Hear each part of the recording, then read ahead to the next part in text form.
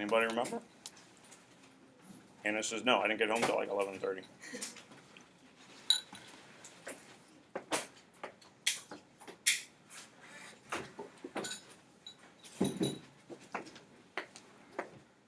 If Julia knew why, that would be impressive.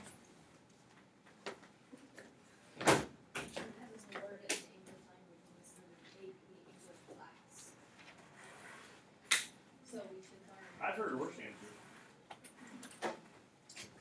Sophomore year midterm. Final midterm. I think it was midterm. Short answer: when you go to college, you'll have to like send me a text if they still have for test booklets. You would always get this blue booklet, like whether you went to Slippery Rock or Princeton or Chatham or whatever. And so like all your tests just are in this little like blue writing booklet. I think they still do that. I think most of them probably still do. So. I know my friends complain about it. They're like, oh my gosh, I have like 4 things to do in this and I didn't do it. And it's going to be like 50 pages long and I have 10 minutes to do it. I'm like, Guess what the last question on the midterm exam was in ethics? Yep. Why?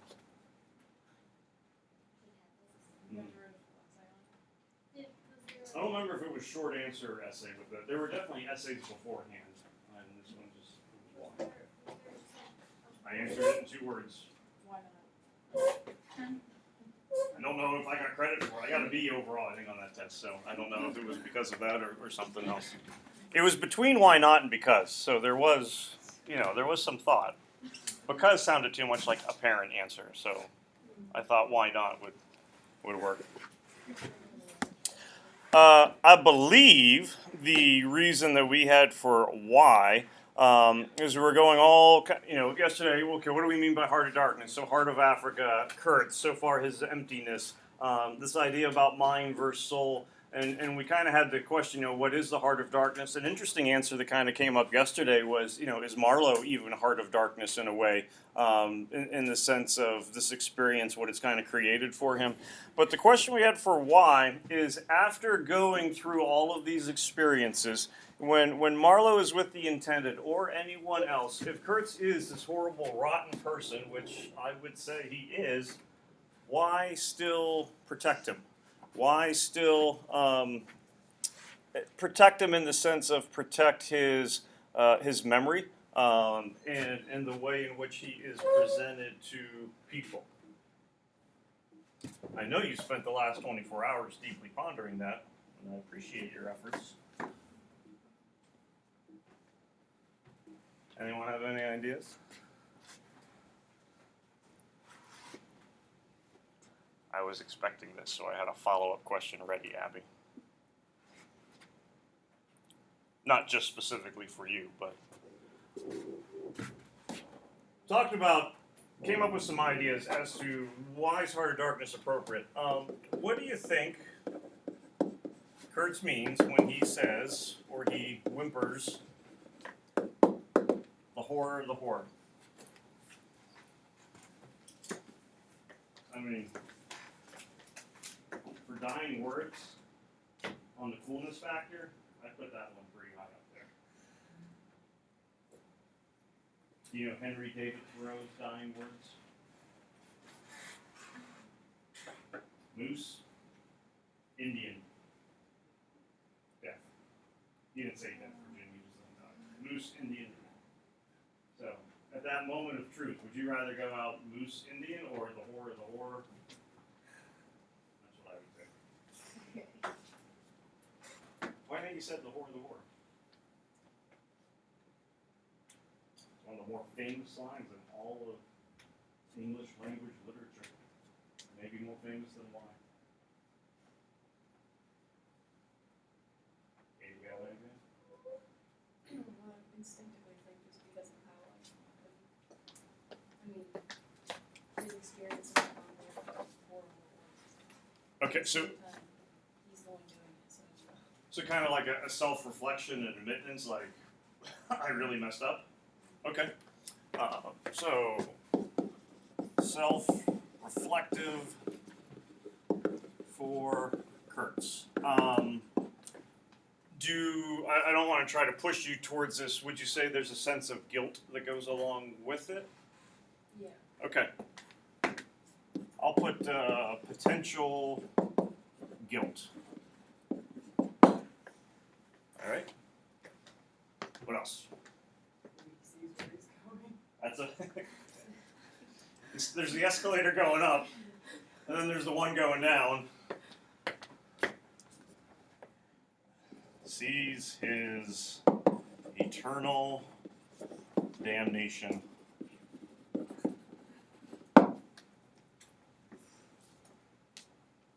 Years ago, we used to do the Scarlet Letter as our first essay. Puritan New England, what a great, happy way to start off the year. Not that this is much happier, but like your essays, I would always then be tempted to like grade it in Puritan speak. You know, I smite this essay, thou failest. That would be funny. That would be funny. I would laugh. What the heck were you doing, Libby? But they didn't say that in like Puritan New England. What else? I feel like we should add flames to that answer. Well, like earlier in the book, like he was described as like starting to like the devil and such. Like, do you think maybe he he didn't like necessarily think that he would reach this point of almost dying, like being like, oh, like this is actually happening, like I'm not here anymore.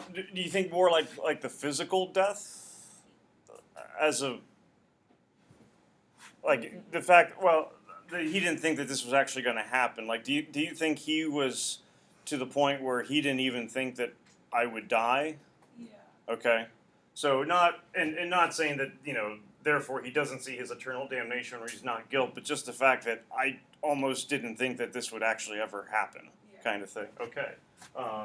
So as opposed to like guilt that Katie was talking about for everything he's done, almost kind of sad that I'm dying. Okay. Didn't actually expect to die. I think, and this isn't a criticism, I think this is an easy one to play devil's advocate for, because what was he doing leading up to this moment? Like physically. And some of you were including this on your quizzes from yesterday.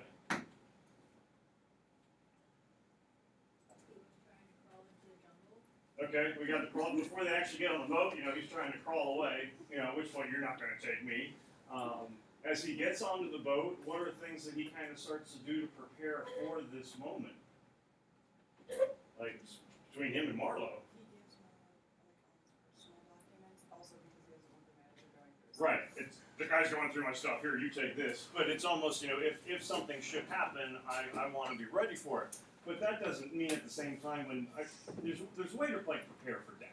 All right, not to be morbid, I have a cemetery plot. Like it's ready to go, it's paid for. So when that moment comes, Ka doesn't have to worry about doing a GoFundMe so that I can have a stone at place. It's ready to go. I check every now and then to make sure it's not there because that would really be weird, but it's not. They assured me it won't happen until it's time. So, there's planning for it, but then there's also experiencing it. And even if you do plan for something and you get those papers, I still think in the back of your head, you could be like, you know what, this isn't ever going to happen. I'm in that high seat amongst the devils of the land. Oh, it's actually taken place. All right, so I think there's still, even though you could go, well, wait a minute, until push comes to shove, I don't know if you really know how you're going to respond in that moment. He might also be upset because why? And talking about this passage where the high seat among the devils, a lot of you were making reference to the repetition of syntax. Because what was the word in the TWA that he kept using over and over and over again before river and intended and ivory and all that stuff? My. I don't get that stuff anymore. Why did Andrew Carnegie, maybe not solely, but why did Andrew Carnegie start giving away a lot of money in the later years? To be remembered. So you get your name forever, and when you cross over to wherever you go, usually the money doesn't go along with you, So I may as well use it. I may as well spend it off in somehow, some way.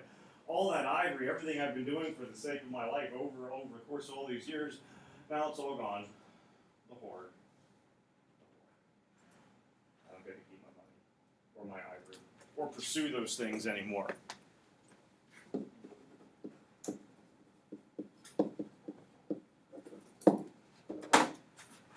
Not picking sides, do you find any one of those four more plausible?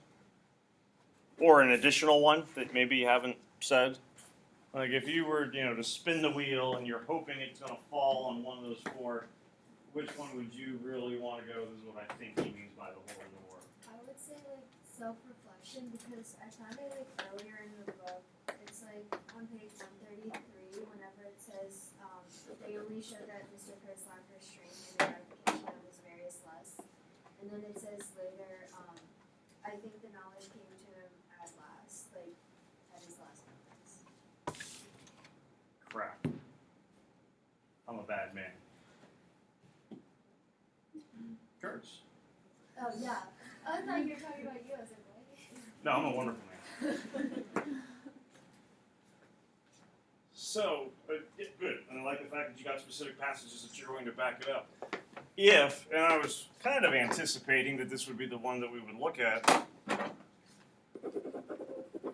There's that nasty three-letter word again. Why? And not why would he be self-reflective, but why would Marlowe therefore seem to admire a person who would do these things and then even kind of admits to the horrors?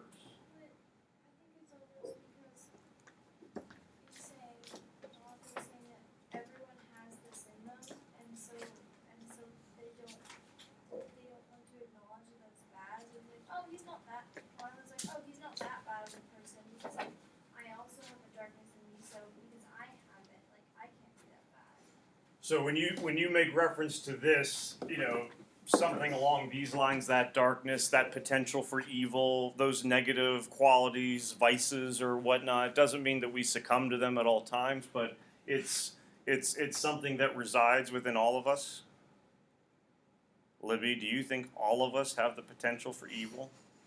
Do you think Kirsten and her little halo and angel wings that you were talking about yesterday actually would be a person who might have to say the horror at some point in her life? I don't know. Kirsten's a good person, but I feel like everyone can have that inside them.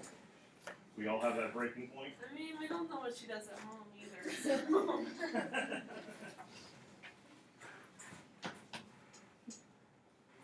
Anytime you want to just blow up for us, feel free to do so. No, I think Virginia's definitely right, and not that we have to admit, okay, what is your potential evil, Abby? Actually, it's more fun to identify other people's potential evil. Tell us what Alex's is or Shay's or something along those lines.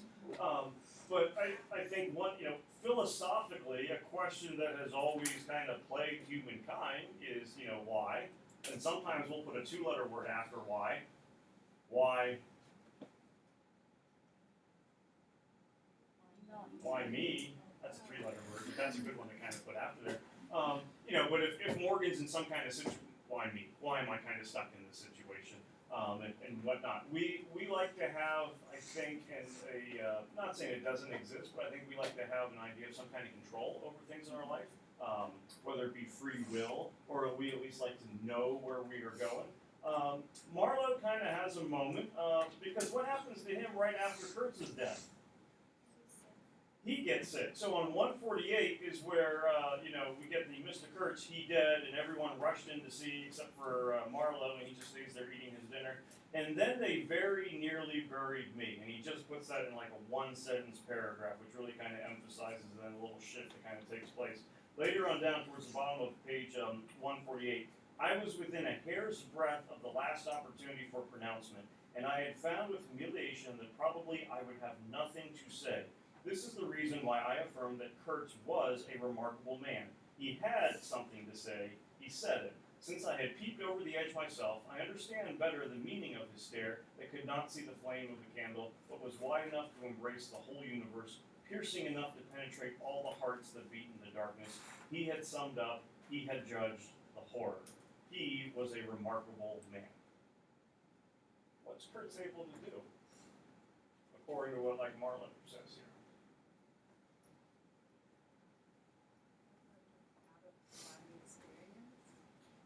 Yeah, I think in some ways, but and by having that kind of out of body experience, he's able to see who he is. It's hard to see ourselves. You know, you can look in a mirror and go, but it's hard to see how we truly interact with other people. It's hard to see the way that we maybe present ourselves to others, or even like in isolation. You know, just the way that we kind of go about. But by having this out of body experience, he's able to judge himself. And as Katie goes, it's not a good judgment, the horror, but it's an honest judgment. It is I think a lot of us would agree, an accurate judgment, and it's a thorough judgment. And he kind of goes into realms of his soul, of his identity, of his mind, of his heart, that I think maybe a lot of us may not want to go, especially, as Virginia says, if we all have this potential for evil or some kind of darkness. That's not something that we necessarily want to, I don't want to even say celebrate, but identify. You know, imagine National Honor Society. You're signing up. By the way, Mrs. Palmieri, I have the potential for great evil. That might not be good, you know, for what you're hoping to do. Did you have something to? No. Okay. The complaint that fourth period had, and I said first period didn't complain about this, but they were probably thinking it, even though they didn't say it. The complaint that fourth period had in general is the lack of action. Are we getting some guesses with that? Oh, now you're talking. Yeah. What did you want to have happen? Like, Well, he just talked a lot about Kurtz. I wanted to see some. well, he's like infatuated with the man. Why though? I told. See, you're asking the question too now. Why can't he be infatuated with action? Well, he kind of is. I mean, because that's why he signs up for the boat in the first place, you know? Like, he does want to go places. So we're looking for a physical journey. Really, what is Marlowe? If Marlowe were to pass out his business card or his LinkedIn account, like, what would it have as his profession? What is it? Sailor, explorer, you know, wanderer, something kind of along those lines. So, you know, by definition, you know, he does want physical action to take place, to kind of go places. What do explorers really want to do? What does Indiana Jones really want to do?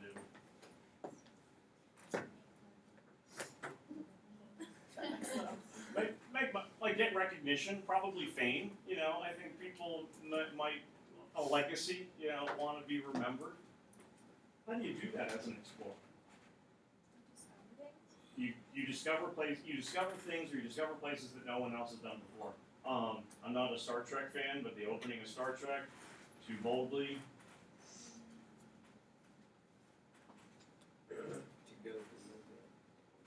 All right, to boldly go where no man has gone before.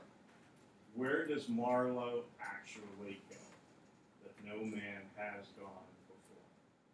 Or at least he's closer to that now by meeting Kurtz than he would have been before.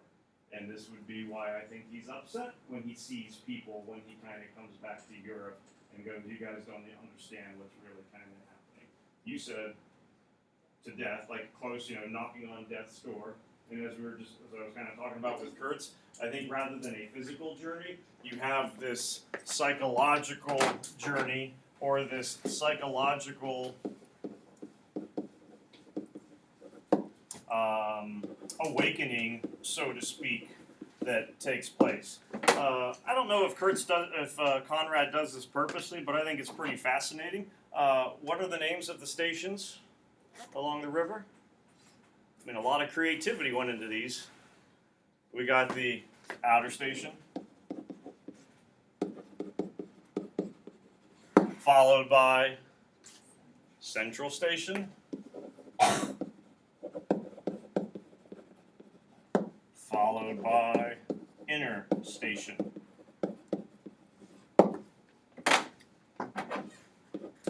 What's a station?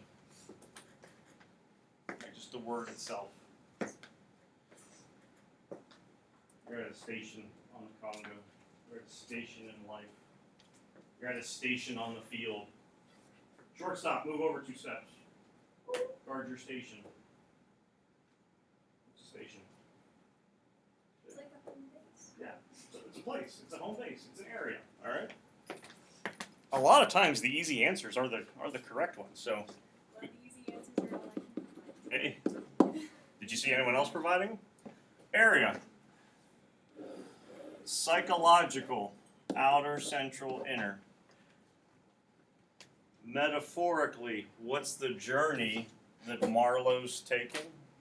Yes, there's a physical journey, but you're going to the outer, and then the central, and then the inner.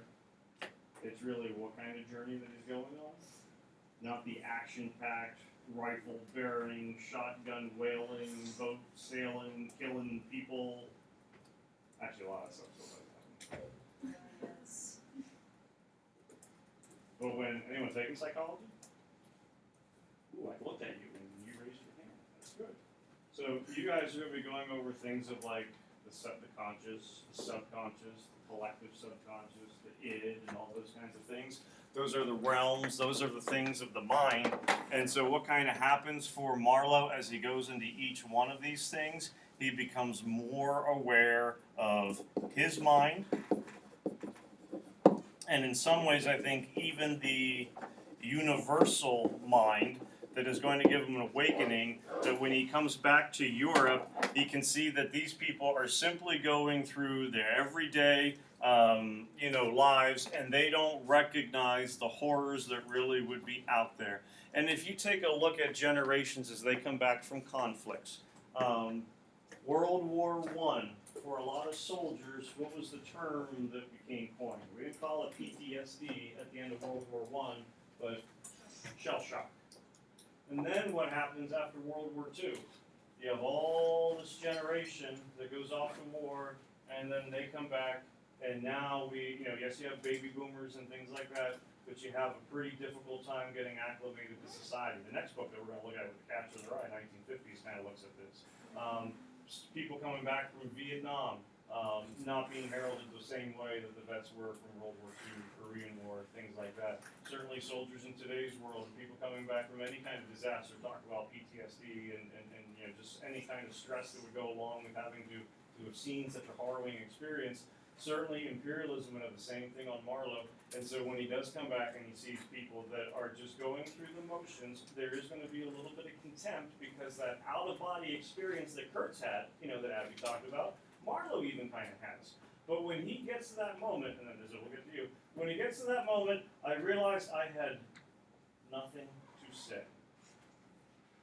He doesn't really have that all-powerful, all-knowing, all-honest, authentic, genuine reflection the same way that Kurtz does. And, I think you can not like maybe the actions that someone does, but if a person can honestly reflect on who he or she is, I think there certainly is some genuine remarkability about it, because that's not a place that a lot of people want to go. This is just kind of reminded me of All Quiet on the Western Front, because both Marlowe and that guy, they came back and they That guy? I don't know his name. They came back. Main character Paul? Yeah, they came back and they were like, oh, nothing's the same, everything's different, like they can't acclimate to society. Yeah, like when Paul's on his leave before. Yeah. But what I don't understand is that in All Quiet on the Western Front, Paul, he's really, really messed up because he saw these horrors and a lot of bad things happened to him. But with Marlowe, he was the one, his little group was the one inflicting all the bad things on the Africans. They were doing all the horrors. So how is he so traumatized when he was mostly doing something? And by his group, basically imperialism. Yeah, all of them. Yeah. Well, any answer? I don't want to dominate. I mean, even Paul was a German too, so I guess we could make an argument that he was doing the bad stuff, even though it wasn't him. But I think it's almost like Marlowe. I mean, even though he was in charge, he did all of the bad stuff, and he wasn't out there hitting the guys or whatever. I mean, it's not like he was good or whatever. He still thought they were less than what he was. The natives. Yeah, Yeah. Yeah. understand that. I would agree. I think one thing that Paul benefits from is there's a group.